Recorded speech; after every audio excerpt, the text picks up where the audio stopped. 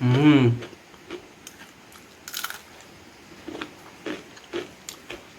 Crispy, അടിപൊളി. ഇന്ന് ഞാൻ ബാക്കി വന്ന ചോറ് കൊണ്ട് ഇൻസ്റ്റൻറ്റ് മുറുക്കാണ് തയ്യാറാക്കുന്നത്. അപ്പം ഞാനിവിടെ 2 കപ്പ് പച്ചരി ചോറ് ബാക്കി വന്നത് ഒരു മിക്സിയുടെ ജാറിലേക്ക് ഇട്ട് കൊടുക്കുകയാണ്. ഒട്ടും വെള്ളം ഒഴിക്കരുത് കേട്ടോ. വെള്ളം ഒഴിക്കാതെ പൾസ് ചെയ്ത് നമ്മളിതൊന്ന് അടിച്ചെടുക്കണം. 2-3 പ്രാവശ്യം പൾസ് ചെയ്ത് അടിച്ചെടുക്കുമ്പോഴേക്കും നമുക്കിതുപോലെ കിട്ടും. ഇതിപ്പോൾ നമ്മൾ ചോറിട്ടതിൻ്റെ പകുതിയായിട്ടാണ് നമ്മൾക്ക് ഇത് അരയ്ക്കുമ്പോൾ കിട്ടുന്നത്. കണ്ടോ, ഇതുപോലെ അരഞ്ഞ് കിട്ടും.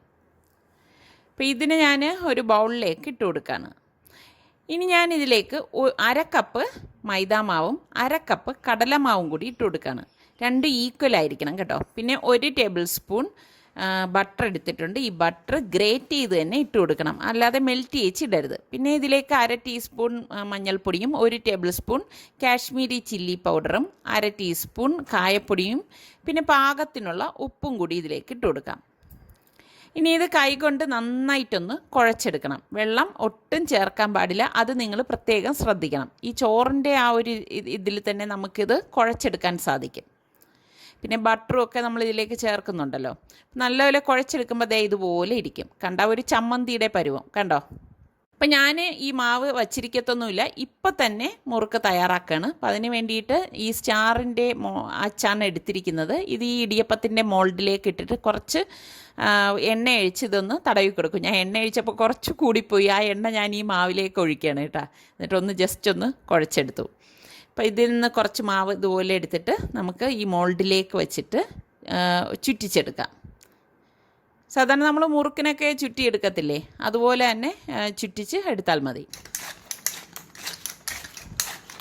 ഞാനിത് കാണിച്ചു തരാൻ വേണ്ടിയിട്ടാണ് ഈ ഒരു പ്ലേറ്റിൽ ചുറ്റിച്ച് കാണിക്കുന്നത്.